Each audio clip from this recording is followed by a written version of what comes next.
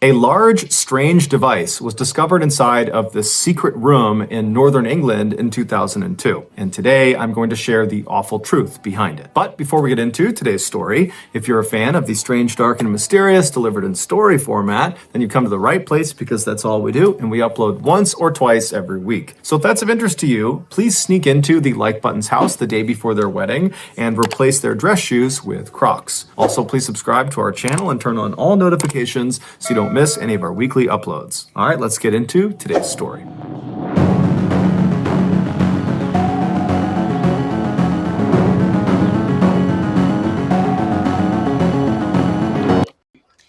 This story is called Woodworking Project. At the end of 2002, 36-year-old Boyd Taylor was single, he had no children, and he lived with his divorced father, Robert, in a small bungalow in the northern England countryside. In addition to living with his father, Boyd also worked for his father. His father, Robert, owned a small construction business, and so the father-son duo built houses in the area. While Boyd might have envisioned his life turning out in a different, more exciting way, he didn't seem outwardly unhappy about his circumstances. In fact, he seemed very cheerful, both at work and when he was at home. But despite his cheerfulness, his father, Robert, was still pretty concerned about him, because every time Boyd had some time off from work and was just at loose ends, he wouldn't go out with his friends. In fact, he really didn't have any friends and wasn't even trying to make any friends. Instead, he would just sit in his room all day and be totally by himself. Now, Everybody needs friends. Robert knew his son was naturally a bit of a loner and always had been, but a part of him hoped that his son would just start going out and meeting new people, or at the very least, develop some sort of hobby that could occupy his mind. In late September of 2002, Robert was walking down the hallway of their bungalow when he passed by his son's bedroom door, and it was shut, and as he walked past, he heard inside of his son's room the sound of his son sawing some wood.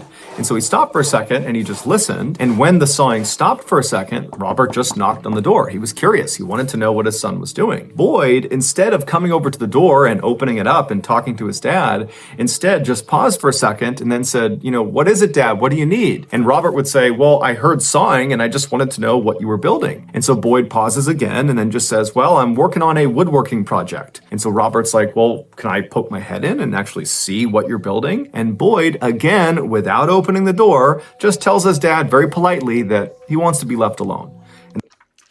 First sign of craziness. Just saying.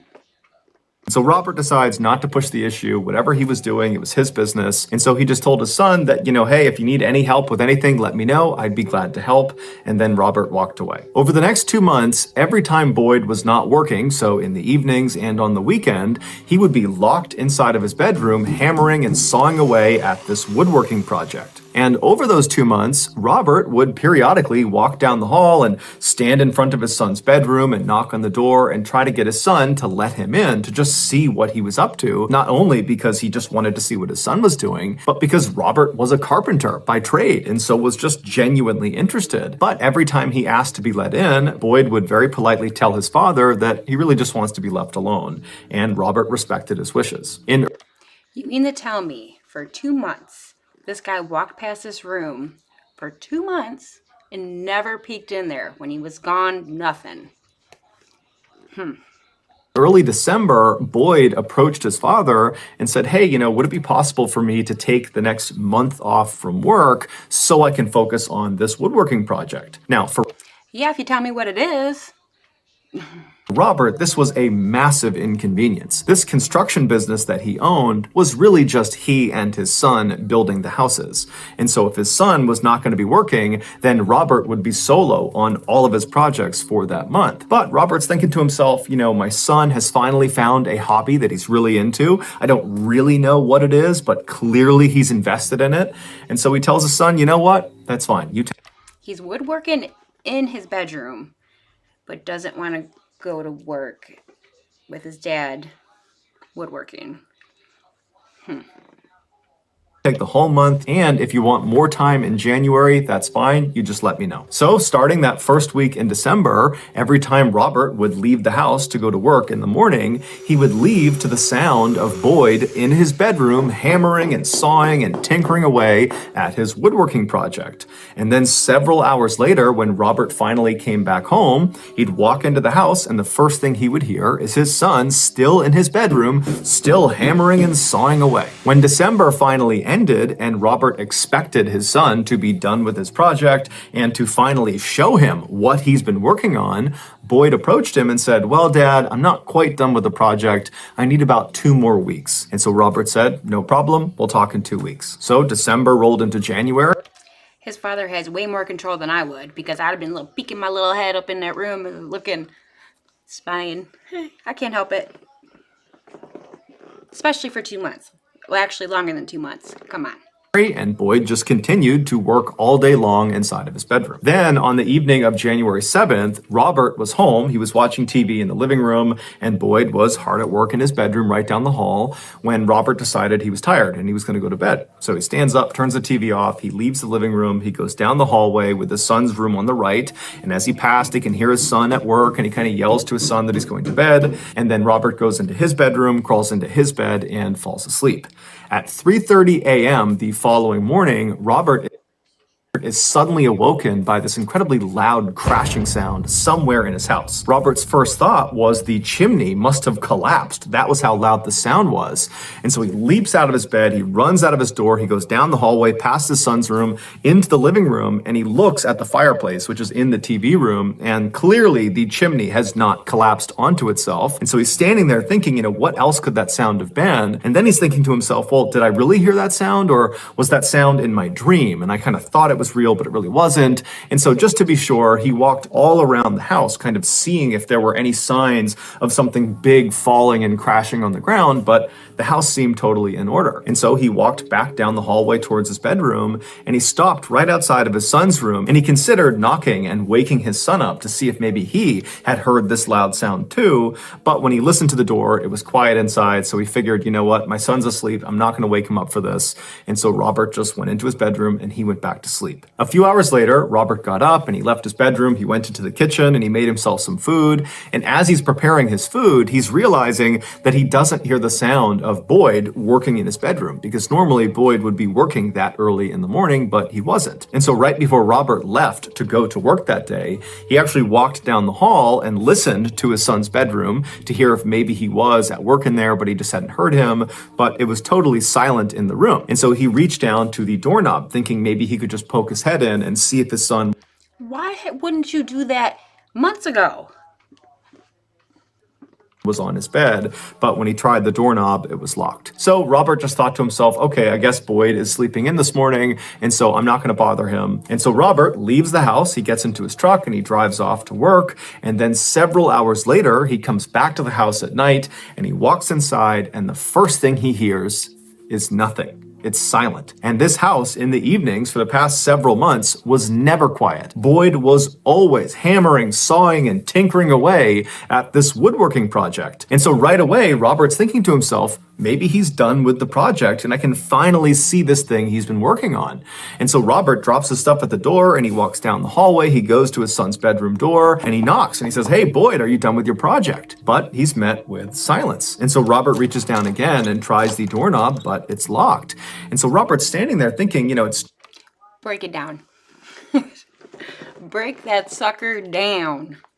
too early for him to be asleep. And so he yells out for Boyd, "Hey, what's going on? Where are you? I haven't seen you today. Come out here, come talk to me." But again, it's silent. And so Robert's thinking, okay, well, when I pulled in, was his car in the driveway? And he can't remember. And so he leaves the house, he goes out to the driveway, and sure enough, there's Boyd's car. It's in the driveway. So he has to be here. And so suddenly Robert's starting to feel a little bit panicked about his son. He runs back into the house and he just starts screaming his son's name as he goes room to room into the bathrooms and the other bedrooms to see if if he's in there, but he's nowhere to be found. And so, operating on a gut instinct, Robert just runs right out to his car. He gets a sledgehammer, comes back in the house, goes down the hallway, and he's standing in front of his son's bedroom door. And one more time, Knock he that yells sucker for his down. son and bangs on the door, tries to get his son's attention.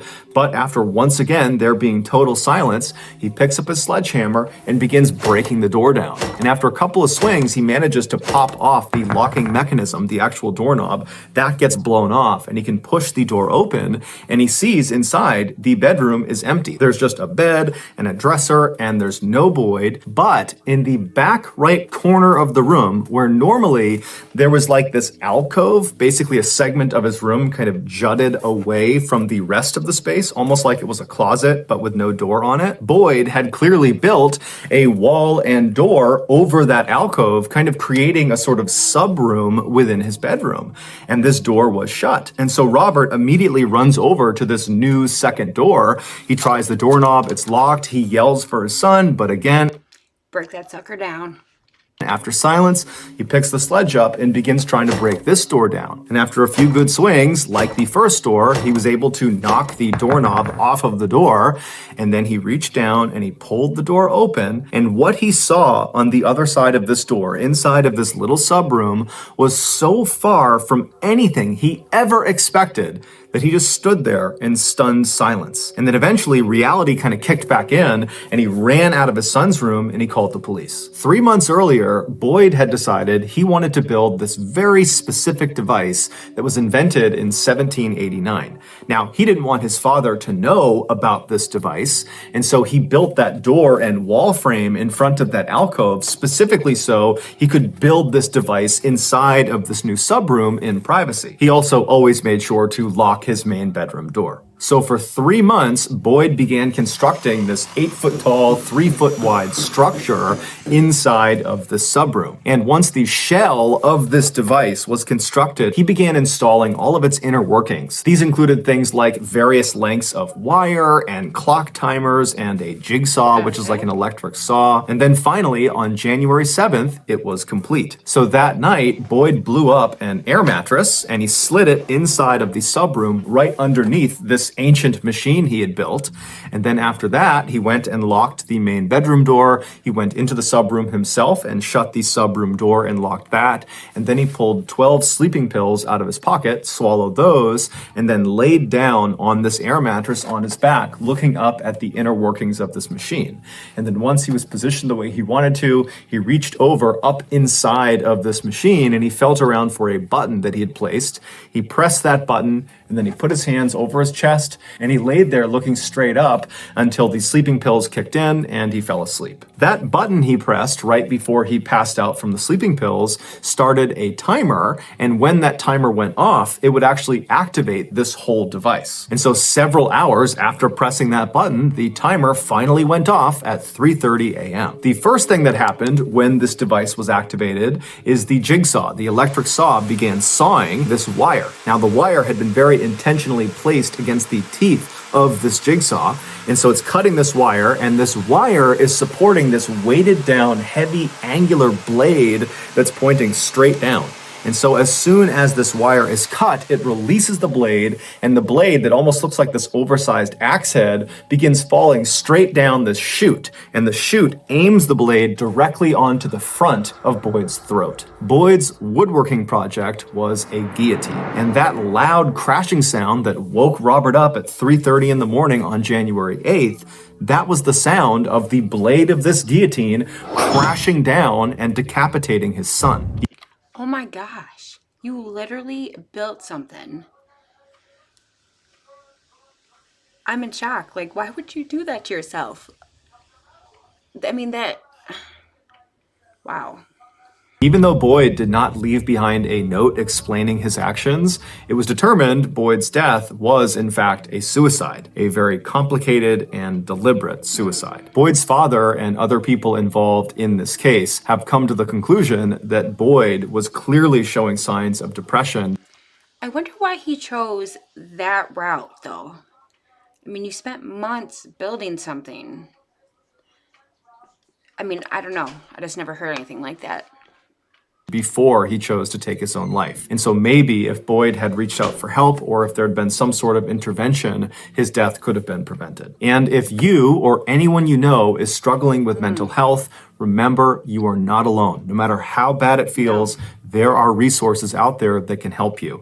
And so I've listed a number of them in the description below. So that's going to do it, guys. If you got something out of today's episode and you haven't done this already, please sneak into the Like Button's house the day before their wedding and replace their dress shoes with Crocs. Also, please subscribe to our channel and turn on all notifications so you don't miss any of our weekly 1 or 2 video uploads. We are now selling merchandise like flannels and hats and sweatshirts. If you're interested, go to shopmrballen.com. If you want to learn about upcoming deals and promotions about our shop, go to our shop's Instagram page. The username is shopmrballen. If you want to get in touch with me, you can direct message me on Instagram or on Twitter. My username for both platforms is the same. It's Mr. Ballen. I also have a ton of content over on TikTok where my username is also Mr. Ballen. We also have a second YouTube channel called Mr. Ballen Shorts where we post random short videos and lost episodes. We also have a Facebook page just called Mr. Ballen where we post condensed versions of the longer episodes you see on YouTube. If you have a story suggestion, please submit it to our subreddit just called Mr. Ballen.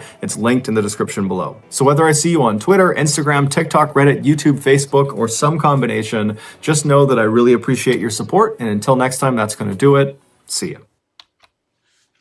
Okay, guys, that's it for today. What did you guys think of that crazy story? I thought, yeah.